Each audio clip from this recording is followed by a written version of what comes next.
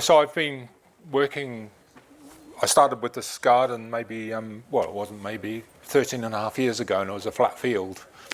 And over 13 years, it's become a forest.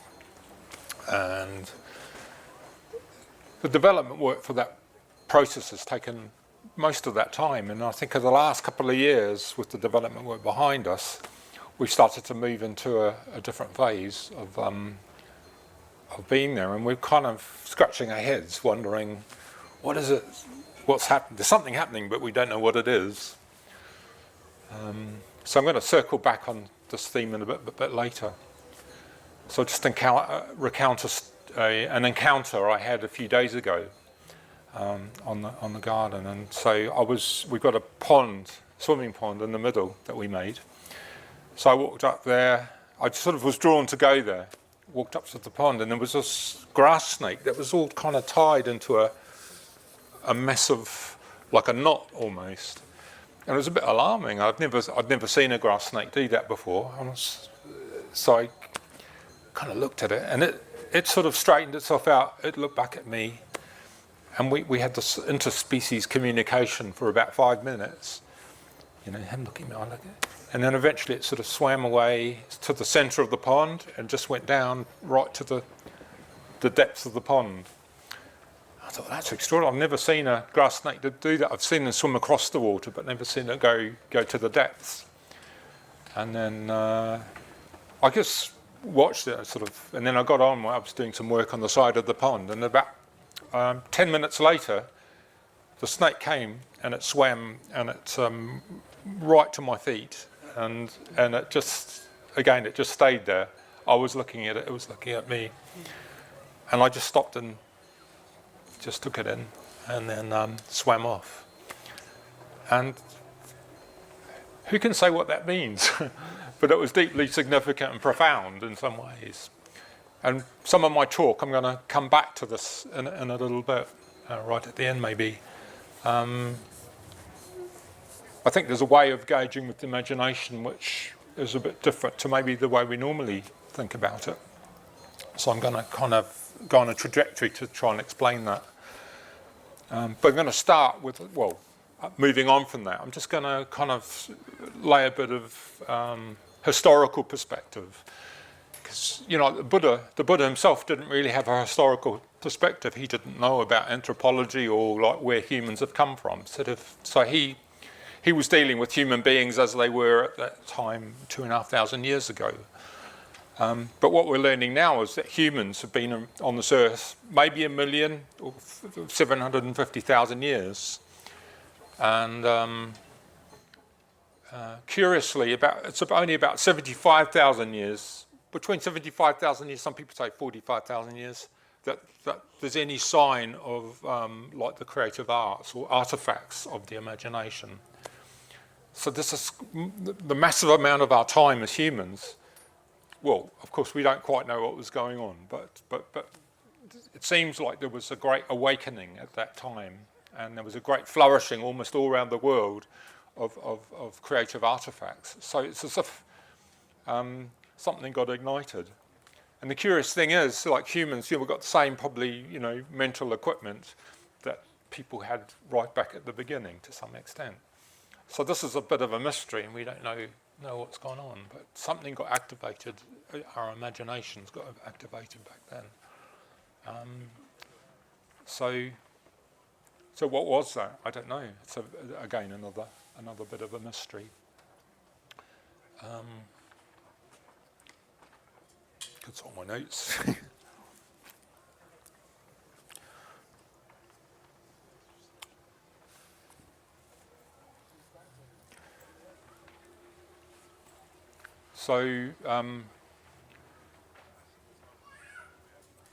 Yuval Harari, sort of an author who wrote quite a sort of influential book called *Sapiens*, talks about this kind of awakening or this moment, and he says that since then, that human beings, or like round about that time, it's what's made us sort of the most successful species. Is the fact that we tell stories to one another. And that through telling those stories, we organise ourselves collectively together. And it's, I suppose culturally speaking, it's the stories which unify us and give us kind of our power and make us sort of dominate the world at large. But I think also it's not just stories. Maybe it seems to me that imagination is sort of what most typifies us as human beings, or what most characterises us as humans, and it soaks all the way through our experience. Like it's the stories we tell, but there's all the cultural artefacts around us are seeped in imagination, and I think very often we're not aware to the extent to which our perception has all of these imaginal filters, which we're kind of unaware of. And just before I go on, I was just researching this, and it seems like in terms of our brain, I'm not saying that our imagination necessarily comes from the brain. It might do. It might come from somewhere else, and the brain's a sort of transmitter of the imagination. That's a philosophical question I don't know enough about, but it's about 50% of the brain is associated with imagination processes. So huge part of our wherewithal, and I think this is one of the reasons why children, human beings, take so long to mature, because we're having to sort of be culturally learn all the symbols of the mind.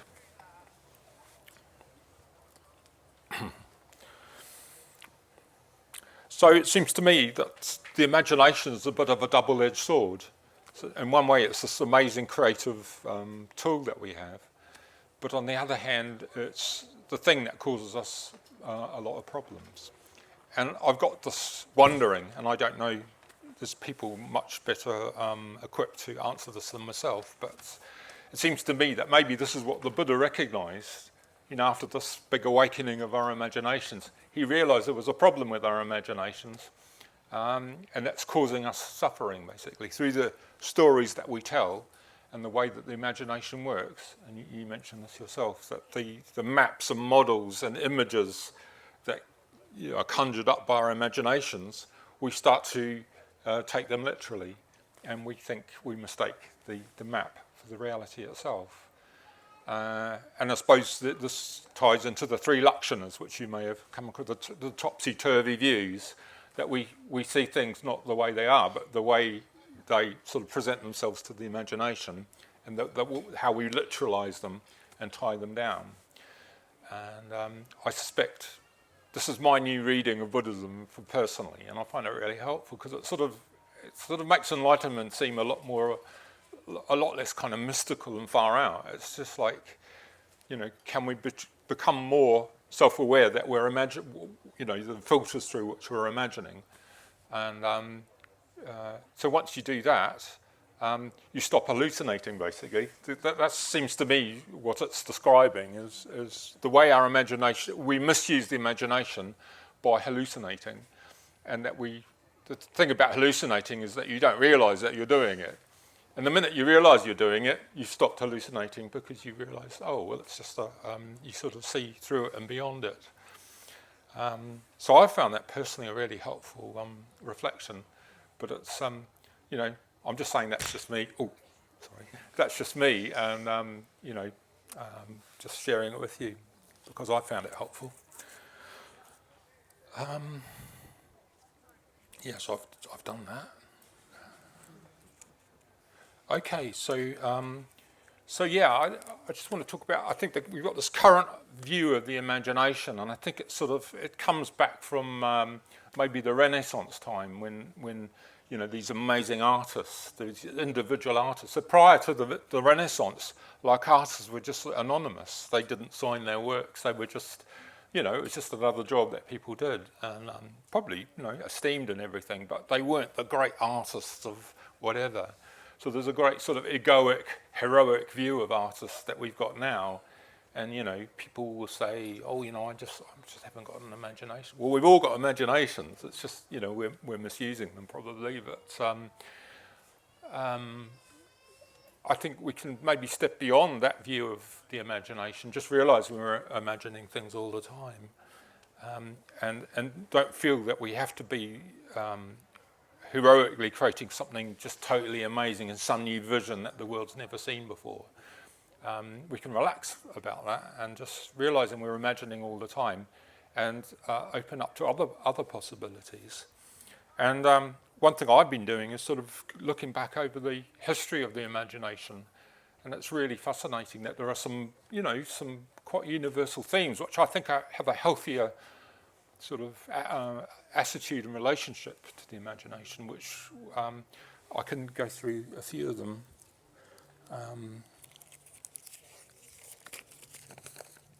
So one idea was the world soul.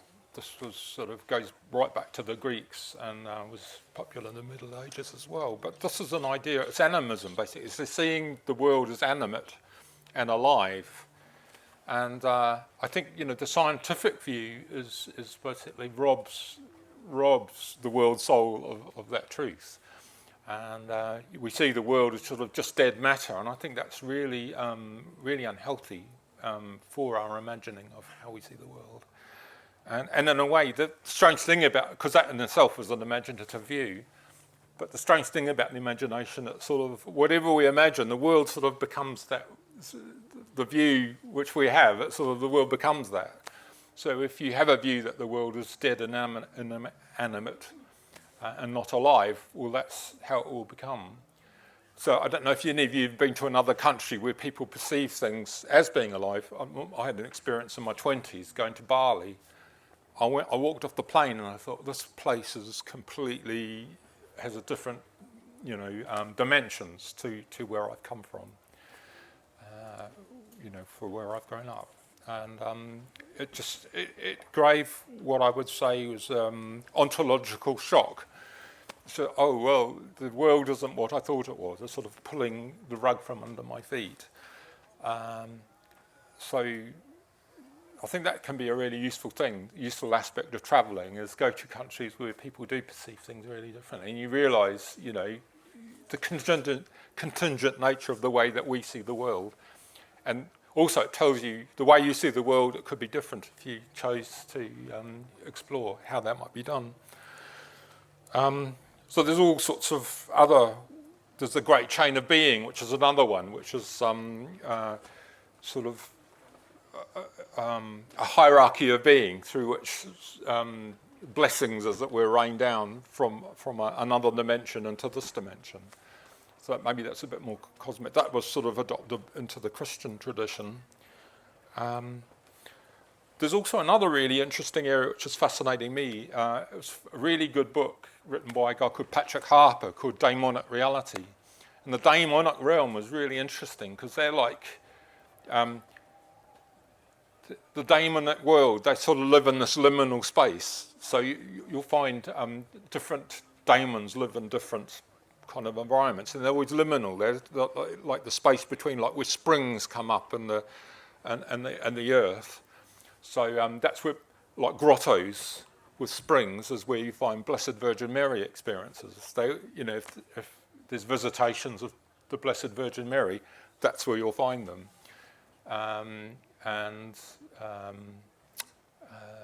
Black dogs are by rivers, apparently. And the one that's really fascinating to me at the moment, I don't know if anyone else is going down this little rabbit hole, but the whole UFO thing, I think, could be a daemonic experience. Because the interesting thing about daemons, it's a bit like they're archetypes that are clothed according to the conditions of the people who they're presenting to. So, like in another culture, that daemonic experience would be, clothed in a different way.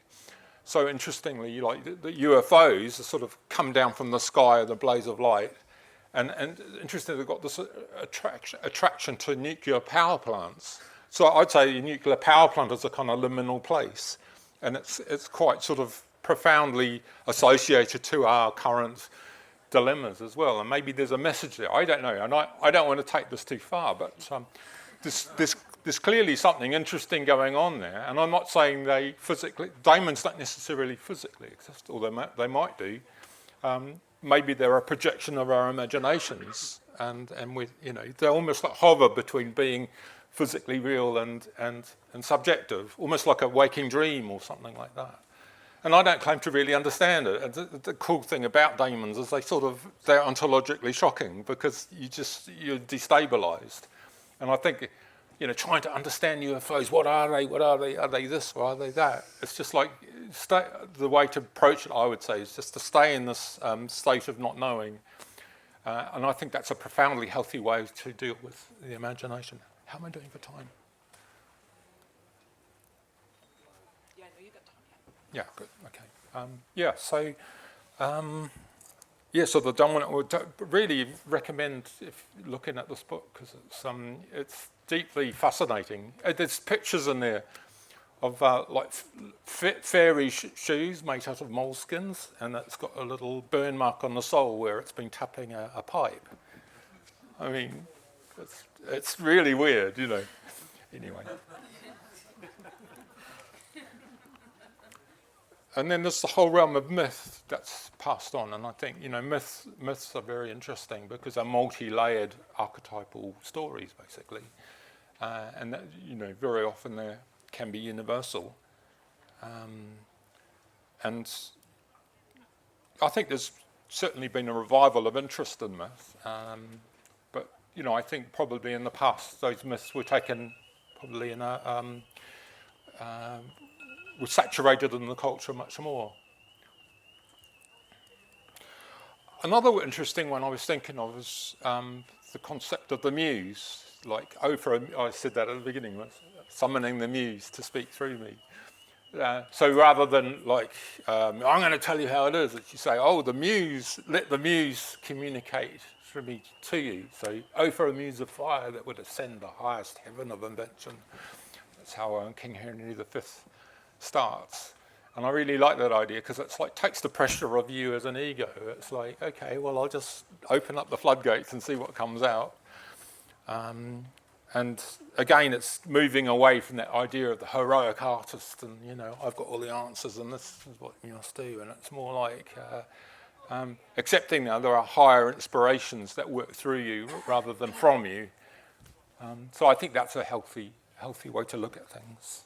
I was just also thinking, actually, driving here, that also the similar idea with the really ancient Greek plays that they were done with masks on, interestingly, and the actors would look at the mask to sort of summon up the muse, or summon up the character to sort of work through them. And the whole idea of the mask, it wasn't like the egoic person acting it out. It was like a force working through them. And then the great thing about masks is then you take it off and then you say thank you and put it back up on the wall. And so you sort of identify with the mask and then you disidentify from it as well. So that's the sort of, like I was saying before, if we could do that with our imaginations a bit more, it's just identify when we're projecting through our imaginations and then disidentify from it and then say thank you very much. That was helpful, but now I'm going to move on into an open dimension of being and wait for some new imagining to come forth. I was just thinking, contrasting. First of all, last night with the ritual ceremony and doing the Rata Sutta. I think that's a Ratna Sutta. So summoning up all the deities in the area and calling them forth to support what we're doing. I think this is a really good approach. And maybe it's a bit like what you're saying. I think we're at a stage in culture it's really difficult to identify particular deities and beings. I think what we've got to do is stand back and invite them to come, and when they're ready, they'll present themselves to us, and we won't have any doubt about who they are. Maybe it's a snake, for instance, or whatever. And also, I think, making places for deities and beings. We don't make homes for them. I think we need to do more of that, make little shrines over the place, and not necessarily put images in it, but we make offerings to those shrines, invite the beings to come and inhabit it, and see where it goes, and just be open, and rather than really try and define what these beings are. Just assume that they're there and that they'll present themselves when they're ready to present themselves to us. So this is what I'm going to start. I've just had an amazing talk with a Cooper who's writing a book about the imagination. Visited me a few days ago and totally changed my talk as a result of it, and realised I was talking in a really one-dimensional way before. And I just come away, that's what I want, because I've had this frustration a bit like yourself, just like, oh, no, I want to, how do I engage with this? But I think this is the way to do it, is just have a very open doors policy, and just to make offerings to them and give them food, say, well, you're welcome, and just be open, and, and that over time, I'm convinced that something will start happening.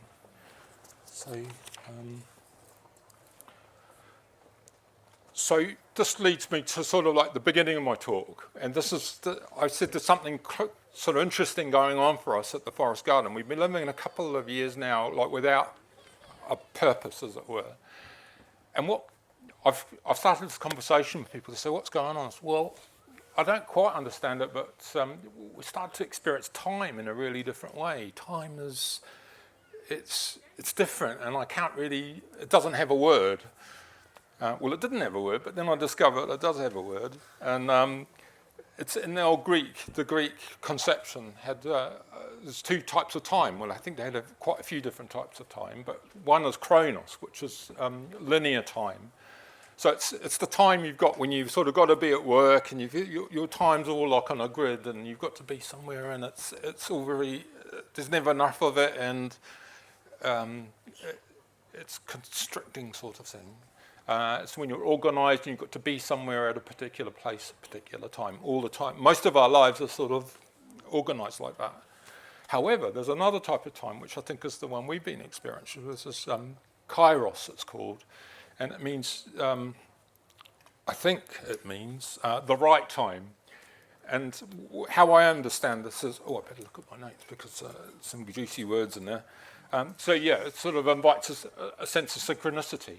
So I think that the experience I told you about the snake, I was moved to go up to the pond by my intuition, which said I need to be up at the pond, but I don't know why, And it wasn't a strong impulse, but it's like it was my intuition that determined what I did, rather than looking at my diary. So, I go up to the pond at 2:00. So I was drawn to go up there, and it's a bit like my fate was awaiting me. And I've had this quite a few times in my life. And it's often when I've been travelling, and I've woken up in the morning, I've got to be off today, and then something amazing has happened, and then I can reverse engineer it and say, I was meant to go because this experience was awakening, and maybe that's true, and maybe it isn't, but some pretty cool things have happened as a result of that. So the right time. And the world sometimes it's like the world starts to become a bit more psychoactive, like the objective world and the subjective world. It's a bit like there's a bit of a dance going on, and something deeply significant to you that you've been wondering about. Just suddenly, some outside of your current knowing comes into view, which you wouldn't have done had you, known what you're doing. And it's this ability, it requires this ability to remain uncomfortable with not knowing what's happening. So rather than tying down, I need to feel comfortable, I need to feel organised, and, because it's also a world that transcends the self in some ways, that you let go of your view of yourself, and that you're open to a broader perspective of things, broader, deeper way of view. Often it's imbued with meaning, I think, as well. And that maybe what's starting to motivate you is you've got a meaningful compass, as it were, which through your intuition, you sort of put yourself in situations which means you're more aligned with what's meaningful in your life. And the other thing I would say we experience frequently at the Forest Garden is things are emergent. It's just like, without trying to organise things, that very often exactly the right thing happens, but it's better than we could have dreamed, and so on and so forth. So it's kind of letting go of planning and what have you. And I can't say it's completely reliable all the time, So don't blame me if you go away and experiment with this. It's not totally reliable, but if you do it often enough, at least we've experienced that things that we can't imagine often happen, and they happen frequently. Yeah, so beyond the boundaries, place of no identity. Anyway, so I don't have a great mythical ending, but I'll leave you in the uncomfortable silence of not knowing what's going to happen next.